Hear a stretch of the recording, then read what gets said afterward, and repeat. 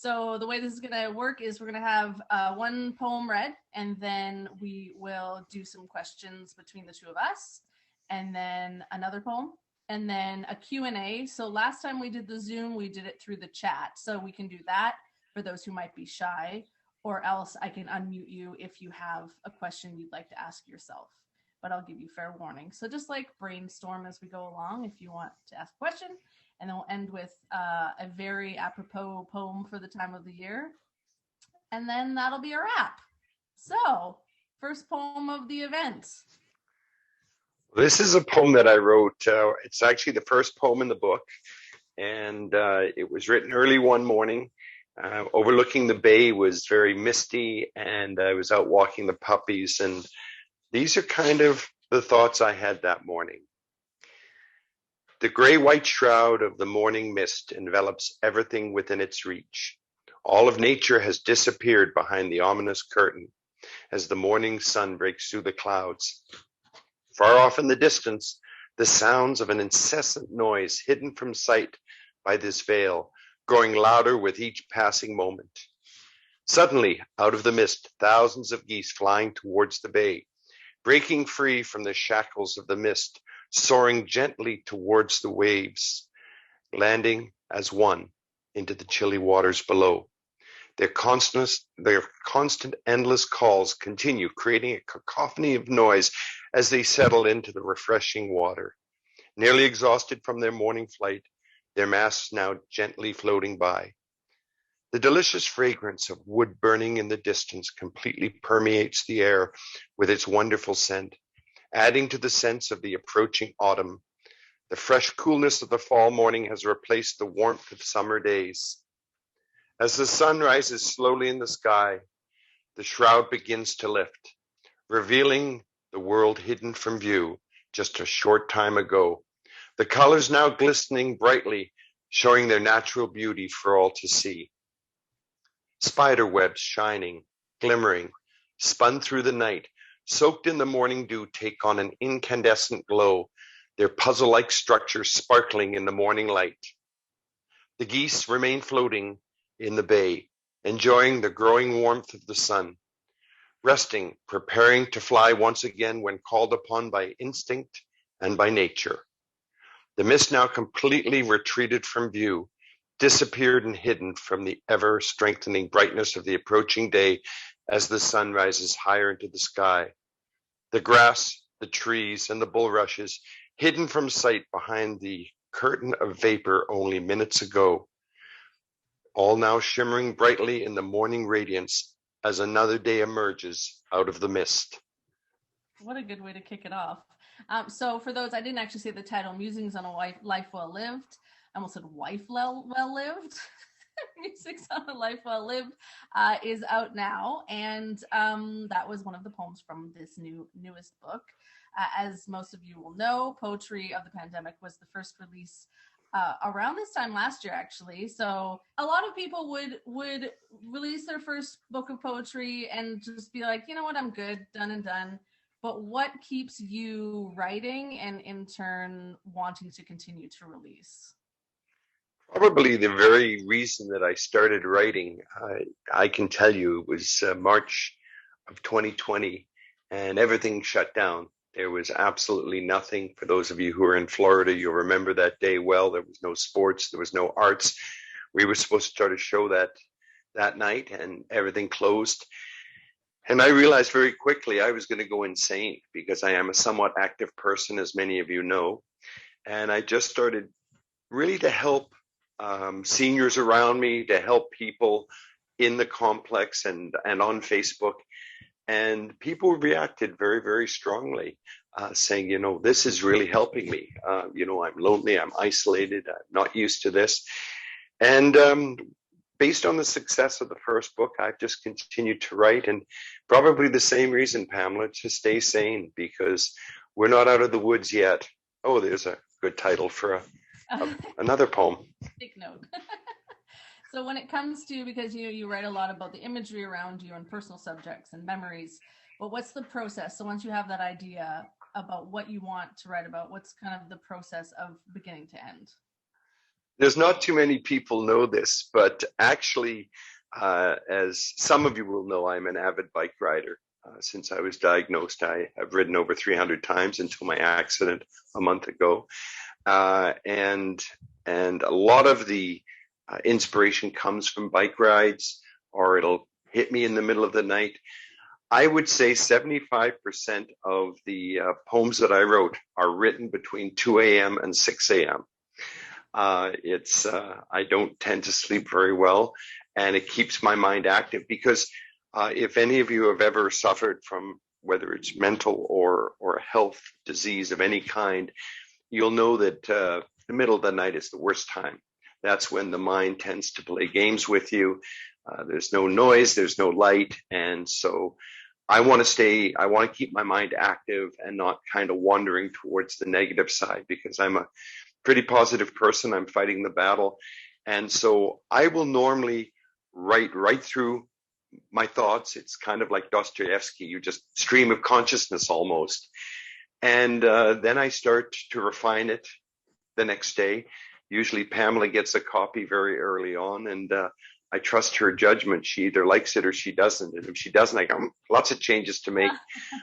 But I would say that really it's just from thoughts from the day before, or something will hit me, or I mean a good example for those of you who are sports fans here in Canada.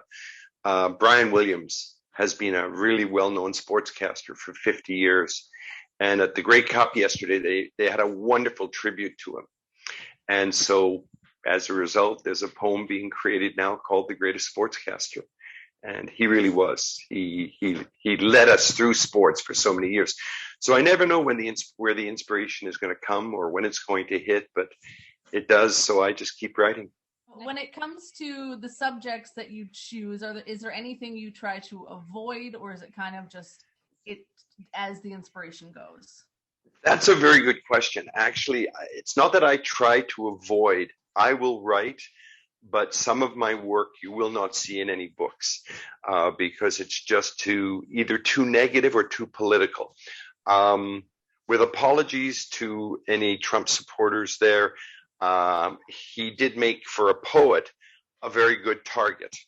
And I think Biden is doing the same. So I tend to avoid any of the political stuff that I write. Here in Canada, Trudeau is the perfect target to write satire about.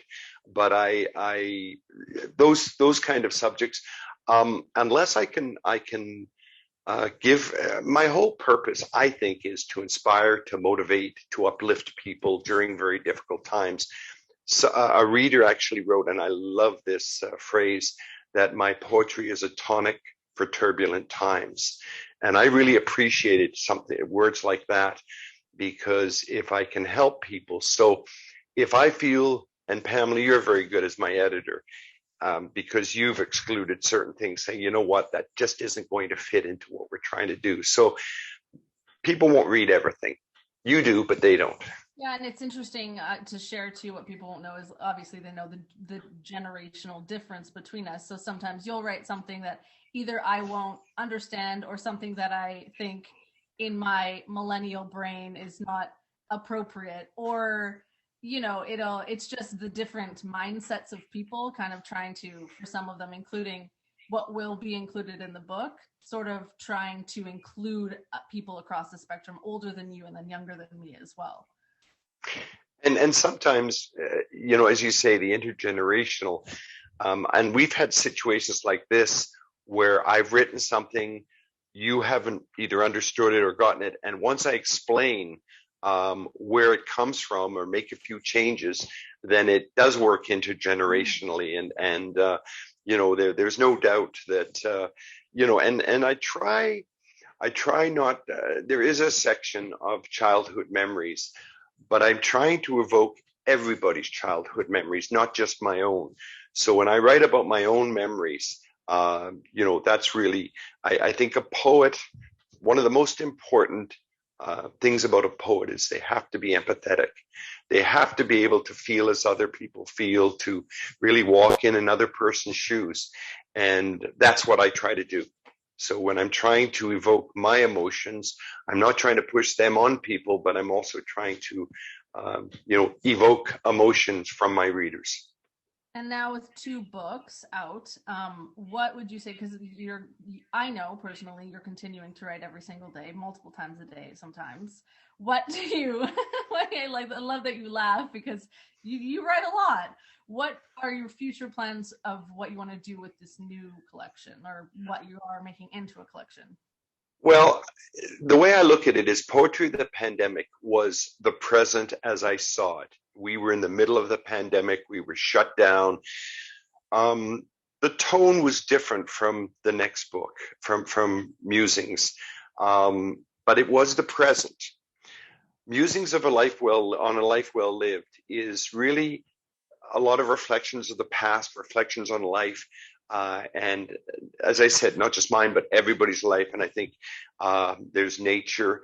The most personal, I think, I really get, besides the cancer battle, which I do write a little bit about, especially about kids with cancer, that kind of thing. But I do write about my puppies a lot, and but it's funny because again, there's two poems. One was in Musings, and it's called Somewhere Over the Rainbow Bridge. And I send it to someone who's lost a pet, and it helps them. I've had a lot of really good feedback.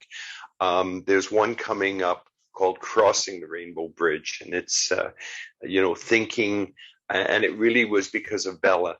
The day that she passed 5 years ago now, and it was kind of thinking that a dog just doesn't disappear or a pet just doesn't disappear. They hesitate. There's a pull. There's a gravitational pull back to where they were before they do go on. And so Musings is really about the past. We've got the present and the past. The working title of what I like to call the trilogy, is The Future Awaits Us. And it's looking to the future, and it's I tend to be very hopeful about the future. I think we're going to get through this. I think the world will be different than it is, or that us old folks remember it. And I'm glad to see people my age on tonight. We're going to live a new normal. And I think a lot of my poetry talks about the new normal. But that doesn't mean, there was a period of time when hugs weren't allowed. And that drove me crazy because, as my daughter knows so very well, I'm a hugger, and my friends know that. And yeah, I love that, Luke and Alana. I can see that hug, but now we're back to being able to hug. So my immediate goal is to have a kind of past, present, future, is to have a trilogy, and we'll see where it goes from there. It might be time to write a play or something. I don't know. I think that's a good time to. Do you want to read a second poem? Sure. I've got 4 picked out if you like, and I've tried to vary them a lot. Some of you may have heard this poem because this one is something that means a lot to me, because there are individuals that we all have in our lives that really touch the world. That's what it's called. And I've lost very close friends to cancer, as have many of you, and one especially. And I just was thinking about him one night at about 2 a.m, and this is what I wrote. There are people around us who inspire, motivate, and uplift us. When circumstances and destiny attempts to hold us back, to tie us down, they always move us forward, at times asking us to join them, at other times demanding, pulling us along. They are the people who touch the world. Be it by thoughts, words, deeds, or actions, they will not allow us to be held back or tied down by any negativity or roadblocks in our lives. They are leaders when leaders are so difficult to find. They encourage and support us during these difficult, ever-changing times. They are the people who touch the world. They reach out to those around them when a touch is most needed. They smile and spread happiness when joy is most needed. They encourage others when support is most needed. They are there to lend a hand when help is most needed. They are there to hold us when love is most needed. In the darkest of times, they will lead others to the light. They are the people who touch the world. In despair, they bring hope. In apathy, they bring action. In sadness, they bring happiness. In fear, they bring courage. In hopelessness, they bring dreams. In sorrow, they bring joy. In weakness, they bring strength. In negativity, they bring optimism. In loneliness, they bring love. They are the people who touch the world. This is a more cheerful, happy one, and people will know what it's all about as soon as they hear it. Having waited impatiently with eager anticipation, showing absolute, uncontrollable, unbridled joy and exhilaration each and every time we arrive home. An entire body, regardless of size, shaking with complete elation and exuberance. A tail madly wagging, a face filled with euphoria, a body lifted by sheer delight, completely off the ground, jumping around with jubilation. An innate sense of love and well-being, wet kisses freely given until our faces, arms, and legs are completely drenched. Happiness beyond belief, welcoming us back to their world, howling, barking, squealing, and screeching, showing us how much we were missed, how much we are loved. Unlike any other greeting we will ever receive throughout our lives, giving us complete sense of being loved unconditionally. No matter what else may have happened in the world, the moment of returning home brings us laughter and happiness. Welcome home each and every time, given the truest, most complete feeling of belonging, of being adored, knowing all is well with the world when we come home to a dog. I'm Sandra from Toronto, so I'm really glad to join this session and just wanted to send a shout out to Pamela for your wonderful video. It truly encapsulates all of Laurie's words into the visual for those of us who are strongly visual people.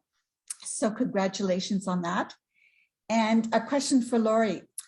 From your present self as a published author of 2 books, if you could tell your younger writing self anything, what would it be?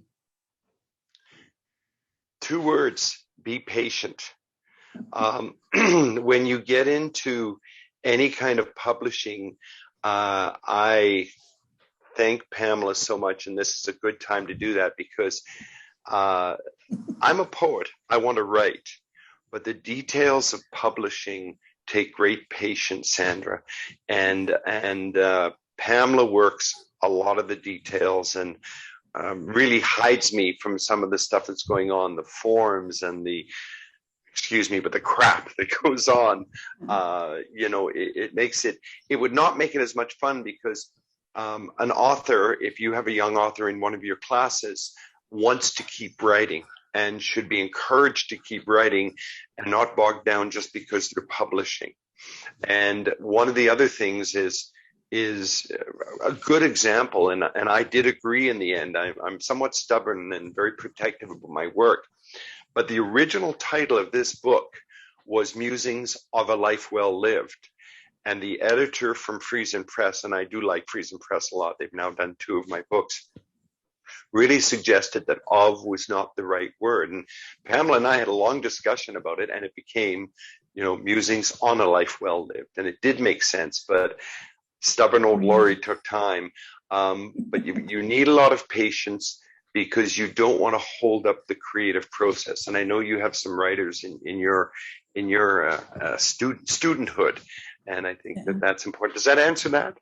It does. It does. As a matter of fact, this recording will be going over to Kazakhstan, where one of the international students, Yasmina, 10 hours ahead of us, who unfortunately is writing an exam and is unable to attend. And she is just thrilled and still hasn't received Laurie's book, which hopefully will arrive one of these days, but is just thrilled that she has this artistic outlet, which is really not allowed in her country. And she's very talented. She's also a musical composer, and this is an outlet for her. So I'm glad that you two are on board and you're a great partnership as a father and daughter. And, I'm trying to expose us to other people who don't have these opportunities like we're so fortunate in North America. Just to let everybody know, we actually, the reason I knew Yasmina's name, we actually had an hour call with her. And I mean, here we are, I was in Florida, I was in the United States, Sandra was in Ontario, Canada, and we were talking to Kazakhstan. And the first thought in my mind was, we would never have even dreamt of this 20 years ago. Yeah. And yet it was so easy, and the communication was great. And we have a budding author there who really wanted some guidance. Yeah. What's an example of a poem that you wrote that did not make it into the book, and why? Actually, there's a poem that's kind of a parody that I wrote, and you'll know exactly what I'm talking about. It was based on Goodbye Yellow Brick Road, and it was called Goodbye Big Orange Fluff. Oh. And again, not to insult or get political. I mean, writers write about everything, but that definitely did not make it into the book. It was just too political. And, I, again, as a writer, tend to not be political as much as possible, unless you're writing a parody or something like that. I tend to avoid it. Whether it's, here in Canada, NDP, Conservative, Liberal, we have three parties here in Canada, or whether it's Republican or Democratic in the States, it doesn't matter. I'm appealing to every man, and by man, I mean person. I'm really appealing to everybody, and you don't want to alienate any of your audience when you're writing, unless you are writing from one side or the other, and we see books coming out all the time. But as a poet, I'm really trying to describe life. Great job, Dad. Really proud of you. Thank you. Thank you very much. Okay, so what's your favorite kind of poem to write? Like, what do you love writing about? I know dogs is too easy for me, and too easy for you. So what else do you like to write about? And double question, for your third book, do you have any ideas of what that could, what genre, what that could be about? Well, actually, I can let Pamela, sees them all the time, but let me answer your first question first. I love writing about nature. I love writing about the changing of the seasons, the transition between seasons, whether it's spring to summer. I love that transition, or summer to fall, or fall to winter, and of course winter to spring I adore. So a lot about the seasons. I don't like, so a lot of nature and a lot of seasonal, that kind of thing. But I think the one, obviously, because I consider myself a cancer warrior, and I am trying to help other people who suffer from cancer, especially the kids. So I tend to really get emotionally involved in writing about kids with cancer. One that, again, is in this book that I have had to send to someone who lost a child is Fly Free, My Little Butterfly. And it basically combines the death of a child, without saying it, with nature and the things that you see and experience in nature, and I guess in effect the child is still there. And so that was one I really got emotionally attached to, I think. But does that answer the question? That really a lot of the seasonal stuff. Third book is really a plethora, like that word, of subjects so far. I'm dividing into sections now, but there's some interesting work happening, really looking to the future. The first poem in the book will be called The Future Awaits Us. It's already written. It's there. I just will keep refining it. But I'm tending also to write, music. I have a section called Music, Sports, and Memories. And that's where the Brian Williams poem will go. And I was watching a special one day on Karen Carpenter. For those of you who are younger than some of us, she was a magnificent singer. Richard and Karen Carpenter were very well known back in our youth.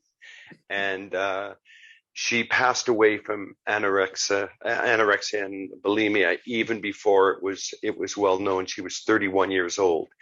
And so I have a poem called Karen, and it's about the impact that she had on our generation, and the suddenness of her passing and sort of the voice stopping. So there'll be a lot of looking to the future, but also some passing as well. Have you read any Walt Whitman? I was an English major. I was an English major in university, 1972 to 76, Western University, who by the way just won the college championship. It's been a great week for me for football. It really has, because my alma mater won. But I read a lot of Walt Whitman back in university, and I was writing at that time. So some of my stuff will probably reflect some of his as an American poet. Just because he was one of my favorites way back when. I'm talking 50 years ago. Yes. Mm-hmm. Yeah, you have like the spirited energy of Walt Whitman. Yeah. Well, that is very high praise, John. I thank you very much, because as I say, back when I was an English major at Western University, he was one of my favorite. And, again, as you say, his descriptive narratives are brilliant. Yeah, absolutely. Thank you. Can I tell people how to get the book? Oh gosh, that's a good idea. I told you were in charge, but it's very simple for those of you who might have a pen handy. For those of you in Florida, I did send some directly to Florida. I will have them in Florida. But for those of you in Canada and elsewhere, and I know people will be watching this actually from England, from South Africa. We know of people that will be watching the recording. But just call me, 204-890-8999. It's very easy. 204-890-8999. And for those in Winnipeg, I can still make arrangements to get you copies before Christmas. And of course, it will be ongoing because the books will keep selling. But we've had a great response to begin with, which probably is based on the fact it's my second book, but I really appreciate the response that we've had. Daryl is on mute, but I do want to personally thank Daryl, not only for his support of Poetry the Pandemic, but also for his support of Musings on a Life Well Lived.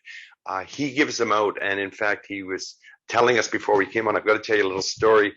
He was sitting with one of his sons, and they were having a poetry reading, I think last Friday. And so I think I've motivated one of his sons to take up more writing and stuff, which is great. But Daryl has bought a significant number of books, which he gives out to friends, family, and clients at Christmas. And I guess it was a great impact last year, and he's done the same thing this year. So thank you for your support.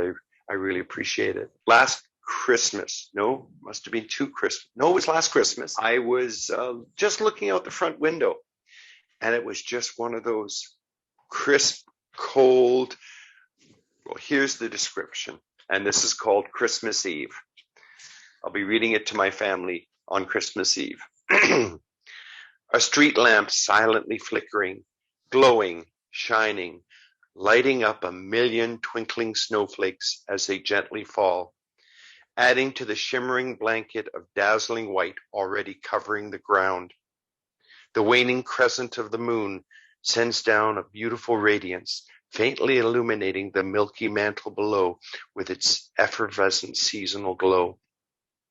The subdued shadows of rabbits, nervously searching, digging for food, their yellow eyes glowing, always watching for any danger around them.